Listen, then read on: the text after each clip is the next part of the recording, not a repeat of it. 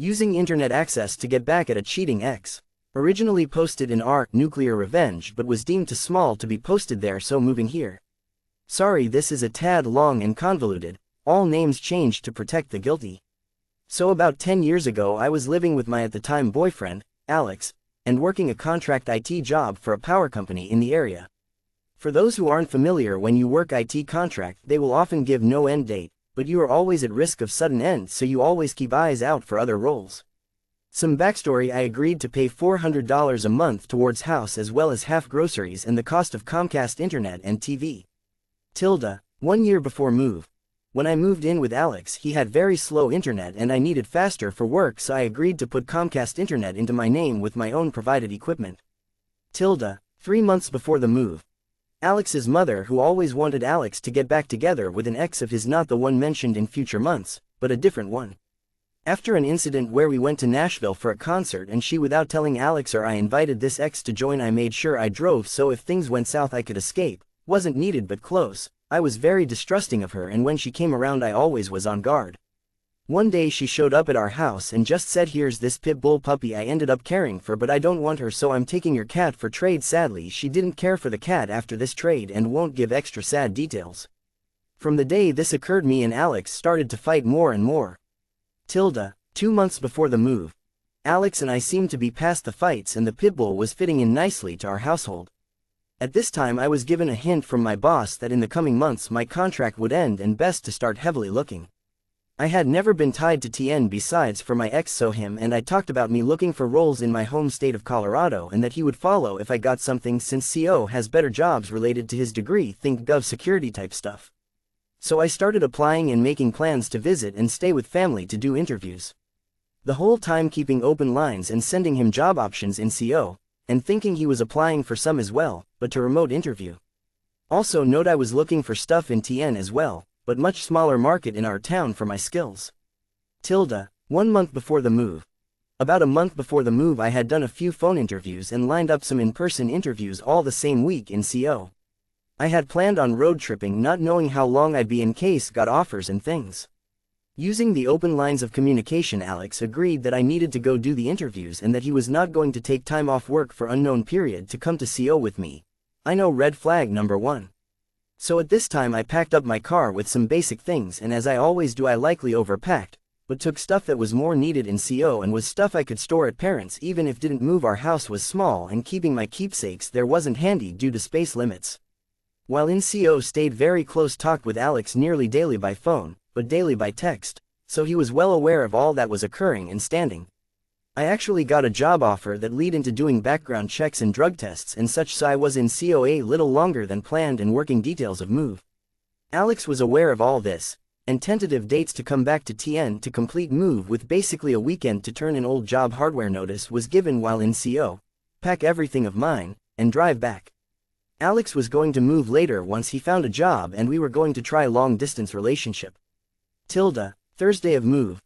Thursday morning, after I had told Alex a few times I would be coming down driving from Colorado to Tennessee non-stop to do exit interviews, a final team lunch with my old employer, pack my stuff and get back to CO to start new job on Monday.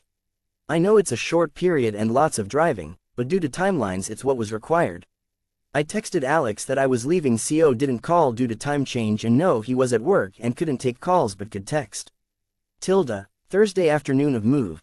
When I was in St. Louis the first got a call from Alex and he was mad that I was coming back with such little notice. Again had been in touch and kept him in loop. I had tried to get my start date delayed with new company, but they did onboarding academy every month, so it was either that day or wait a month with no income as my contract was terminated. When I asked him why he was mad, he gave me the following details. Well, I needed to know when you were coming home because I actually asked Peter to move in and him and I rekindled our relationship and have been seeing each other for the last few months. So I guess if you're showing up and don't want to get a hotel for the night, I guess you can sleep on the sofa since he and I are sharing a bed now, and I wouldn't want you in same bed as me anyway any longer. To say I was heartbroken, pissed off, and almost drove off road was an understatement. I didn't have funds handy to get a hotel for this leg, as at this point I was semi out of work and would be a period of time till I got next paycheck. Also remember, this was a different ex of Alex's than the one his mom wanted him to get back together with. Great family. Friday middle of night and AM. I get back to what I thought was our house at about 1 a.m. and had to be at my office by 8 a.m. so I just fold down the sofa and sleep. Yes, I should have slept in my car. I shared the sofa with the pitbull and was too proud to cry or make noise. I didn't sleep, needless to say, so I got out of bed about 5 a.m. and decided to get clothing ready for both gym and work, which involved going into Alex's room to get to the closet. I wasn't quiet in this part and got my stuff and left, planning on showering at gym. I go from gym to work and do exit interview and have time between leaving work and lunch. During my exit interview, Alex texted me that I was rude for making noise and waking them up. He also texted me asking me to meet him after my lunch. Our offices were both downtown and walking distance to each other. I said sure and agreed to meet, but on the street, so we were both likely to be calm. Friday mid-morning and after lunch, so I leave work and go home with plans to pack. I assumed the house was going to be empty. In this process, Alex texts me that Peter is actually at the house as he's out of work and job hunting from the house, and asked me to be respectful. I walk in, introduce myself, and proceed to turn music on my sound system, and I work better with music. He just sits there on his laptop in the living room watching me move around and packing boxes. He proceeded to ask me to not unplug the network stuff, all mine, until the very end, since he was actively applying for jobs. I said sadly can't since I'm packing office at moment and want all my IT stuff together, and unplugged it nearly instantly. By lunch it had been about 2 to 3 hours and I had nearly everything packed in my car, and got a text from Alex asking nicely for me to leave my vacuum. I moved with it and it was mine, but about 9 months earlier I told him he didn't need to buy his own since I had one. I admit I didn't need it and space was getting really tight, and before he texted I was actually going to leave it. The moment I got that text I found space, or I was going to just back over it in the driveway for him to clean up. It fit and I use it today. I had also received a few texts from Alex complaining that I disconnected internet so quick, and asking for me to have the cash for the last 2 weeks of housing I paid weekly. After lunch with my old co-workers having a good time, I had decided since the car was packed I was going to drive back to CO instantly instead of staying the day as planned, so I had my car full of stuff when I met Alex outside his office.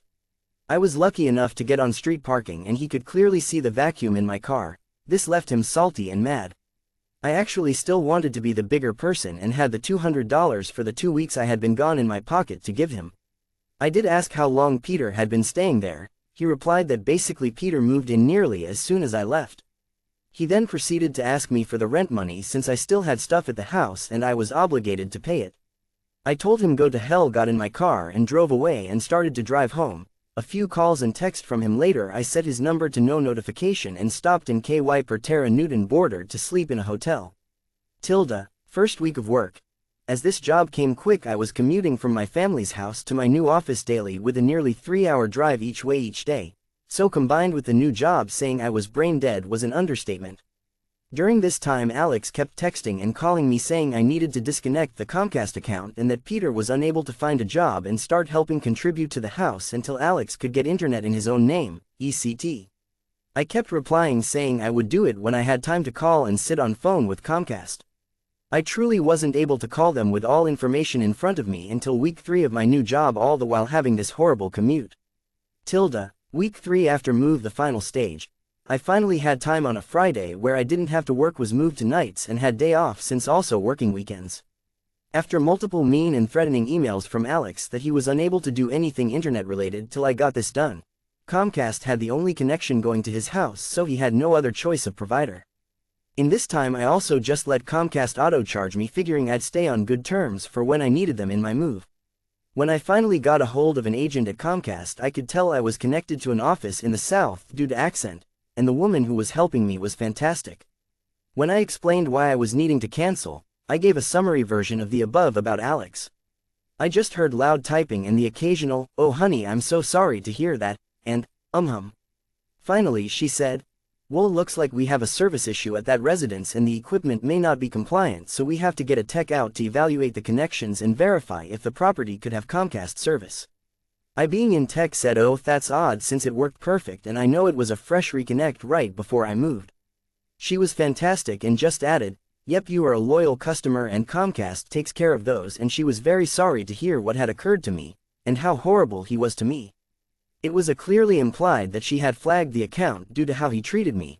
I actually asked to speak to her manager and told her it was to compliment her service. Once transferred, I did just that. Manager was thrilled to get the good review of her. FYI, for any Comcast folks reading this, despite moving multiple times I am still a loyal Comcast customer despite having options often because of how this one woman treated me. Later that day after eating I sent Alex an email with a screenshot of my canceling Comcast and said done, don't contact me again. About 4 hours later he texted pissed that I did something to make it so he couldn't get Comcast till they got a tech out and the soonest they could come was another 4 weeks.